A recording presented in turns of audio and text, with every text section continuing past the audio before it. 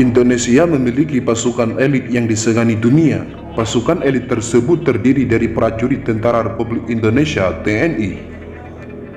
Pilihan yang tergabung dalam beberapa regu khusus. Ada 6 regu khusus berasal dari 3 matra: Angkatan Darat, Angkatan Laut, dan Angkatan Udara yang disegani dunia.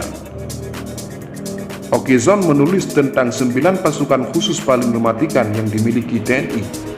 Merujuk dari berbagai sumber, berikut 9 pasukan elit yang dimiliki oleh TNI dan disegani oleh dunia, pastinya hanya di channel Pegawai Terbang.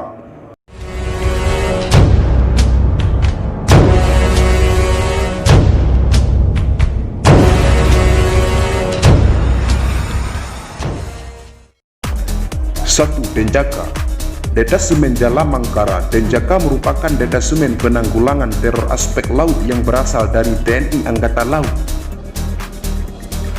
Denjaka adalah satuan gabungan antara personil Komando Pasukan Kata Kopaska dan Batalion Intai Amfibi Taifib Kop Marinir TNI AL. Anggota Denjaka dididik di Bumi Marinir Cilandak, Jakarta Selatan, dan harus menyelesaikan suatu pendidikan yang disebut PTAL, penanggulangan teror aspek laut. Lama pendidikan untuk menjadi anggota Denjaka adalah 6 bulan. Dikabarkan tak banyak prajurit TNI yang bisa lolos dalam pendidikan untuk menjadi anggota Denjaka. Dari ratusan prajurit yang ikut pendidikan, hanya sekira 50 yang terpilih menjadi anggota Denjaka. Sebabnya anggota Denjaka wajib memiliki IQ yang tinggi dan harus kuat menjalani latihan keras dan mengancam nyawa. Detasemen dengan moto Satya Wira Dharma ini dikhususkan untuk satuan anti teror, walaupun mereka juga bisa dioperasikan di mana saja, terutama anti teror aspek laut. Berdasarkan informasi yang dihimpun, satu anggota Denjaka setara dengan 120 prajurit biasa. 2. Yontaifi. Batalion Intai Amfibi Yontaifi merupakan satuan elit Kop Marinir yang memiliki spesialisasi dalam operasi pengintaian amfibi dan pengintaian khusus. Kesatuan ini sebanding dengan halnya Grup 3 Sandi Yuda Kopassus dalam jajaran TNI Angkatan Darat. Dahulunya satuan ini dikenal dengan nama Kitam, Komando Intai Para Amfibi.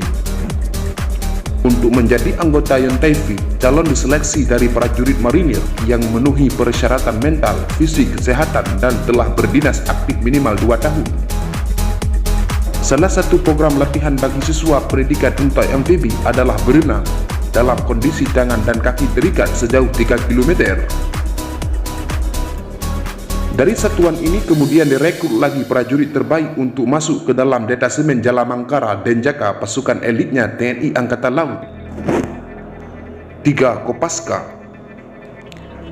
Komando Pasukan Kata. Kopaska merupakan pasukan khusus dari TNI Angkatan Laut. Kopaska didirikan pada tanggal 31 Maret tahun 1962 oleh Presiden Soekarno untuk mendukung kampanye militer di Irian Jaya. Saat ini Kopaska terbagi menjadi 3 komando, yakni Satuan Komando Pasukan Kata Armada 1 di Pondok Dayu, Jakarta Utara, Satuan Komando Pasukan Kata Armada 2 di Surabaya, dan Satuan Komando Pasukan Kata Armada 3 di Sorong. Tugas utama dari pasukan ini adalah peledakan, demolisi bawah air termasuk sabotase, penyerangan rahasia ke kapal lawan, dan sabotase pangkalan musuh.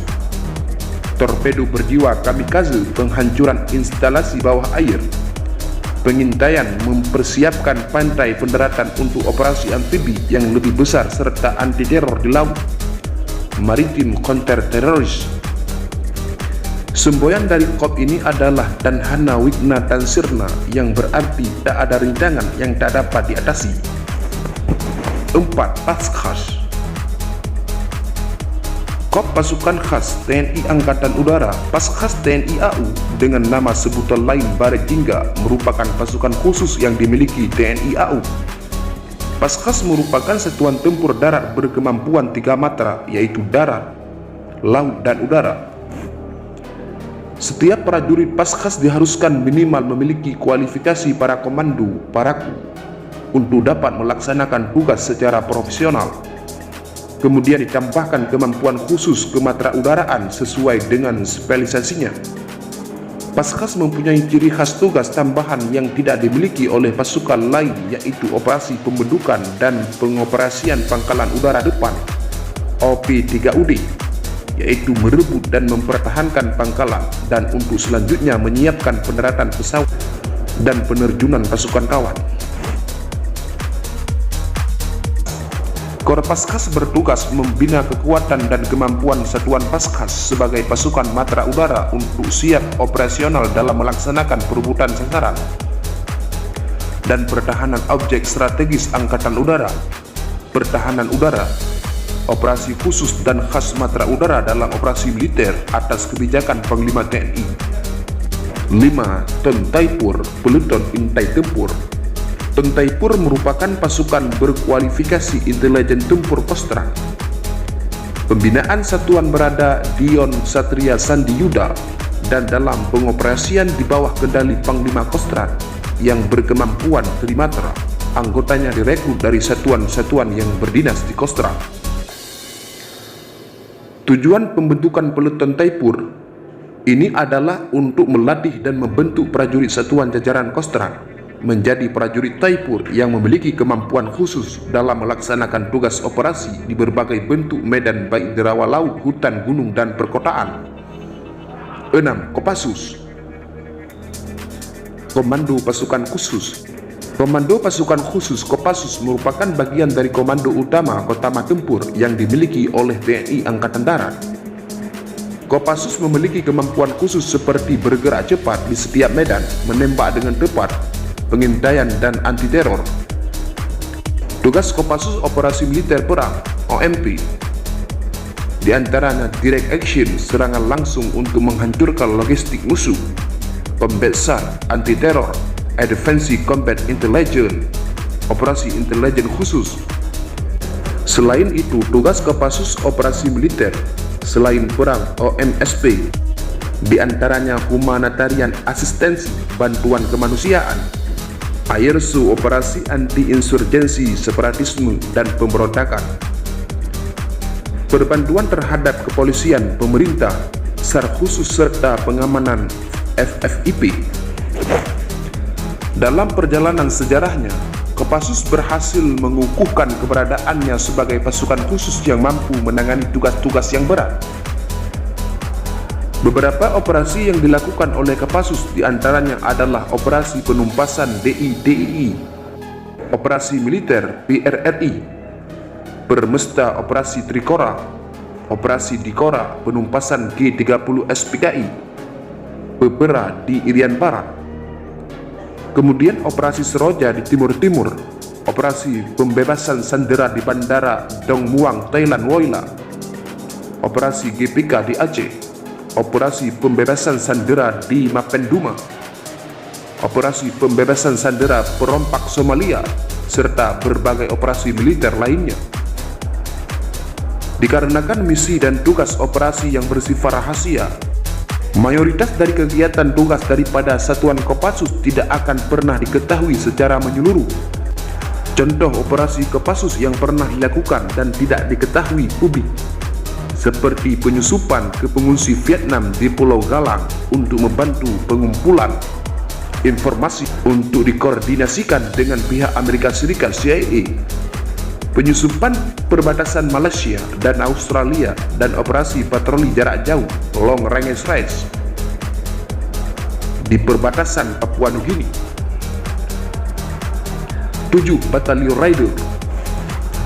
Batalion Raider adalah salah satu batalion pasukan elit infanteri Tentara Nasional Indonesia. 10 batalion Raider yang diresmikan pada tanggal 22 Desember tahun 2003 dibentuk dengan membekukan 8 yonif pemukul Kodam dan 2 yonif Kostrad. Sebagai kekuatan penindak, kekuatan satu batalion Raider Yonif Raider setara 3 kali lipat kekuatan satu batalion infanteri Yonif biasa di TNI Angkatan Darat. Unit infanteri biasa di TNI Angkatan Darat.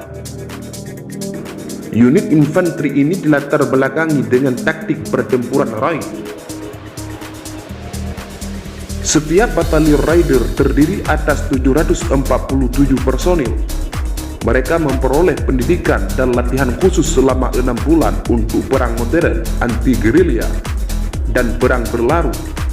Tiap-tiap batalion ini dilatih untuk memiliki kemampuan tempur 3 kali lipat batalion infanteri biasa. Mereka dilatih untuk melakukan penyergapan dan mobil udara seperti terjun dari helikopter. 50 orang personil di antara 747 orang personil dalam satu batalion Raider memiliki kemampuan anti-teror dan keahlian-keahlian khusus lainnya. 8. Sat 81 Gultor. Satuan 81 Kopassus atau dulunya lebih dikenal sebagai Sat 81 Gultor adalah satuan di Kopassus yang setingkat dengan grup dan merupakan prajurit terbaik dari seluruh prajurit TNI. Bermarkas di Cijantung, Jakarta Timur. Kekuatan dari satuan ini tidak dipublikasikan secara umum mengenai jumlah personil maupun jenis persenjataannya yang dimilikinya. Semua itu dirahasiakan, dan Sat 81 Kopassus yang saat ini dijabat oleh Kolonel Infanteri Milibrodus Yusra Hadi.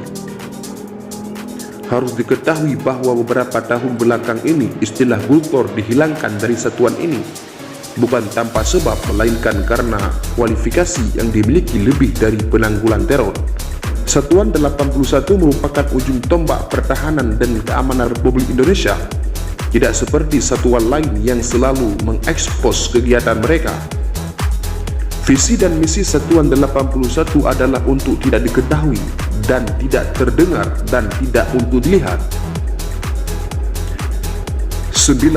Sat Bravo 90. Satuan Bravo 90, Sat Bravo 90 yang sebelumnya bernama Den Bravo 90 adalah satuan pelaksana operasi khusus Kop Pasukan Khas yang berkedudukan langsung di bawah dan Korpas Khas. Satuan Bravo 90 Paskhas bertugas melaksanakan operasi intelijen, melumpuhkan alutsista, instalasi musuh dalam mendukung operasi udara dan penindakan teror bajak udara serta operasi penindakan teror bajak udara serta operasi lain sesuai kebijakan Panglima TNI. Sat Bravo 90 terbilang pasukan khusus Indonesia yang paling muda. Pembentukannya baru dibentuk secara terbatas di lingkungan Kop Pasukan Khas TNI AU pada tahun 1990. Bravo berarti yang terbaik. Satuan Bravo 90 memiliki motto yaitu Katia Wihikan Awayama Kapala, artinya setia, terampil, berhasil. Sat Bravo 90 ini tergabung dalam Pusat Pengendalian Krisis Pusdalsif BMPT yang terdiri dari gabungan antara satuan-satuan khusus seperti Detasemen Khusus 81, Penanggulangan Teror dari TNI AD, Denjaka dari TNI AE, dan Resimen 1 Gegana Kop Brimob dari Kopolri.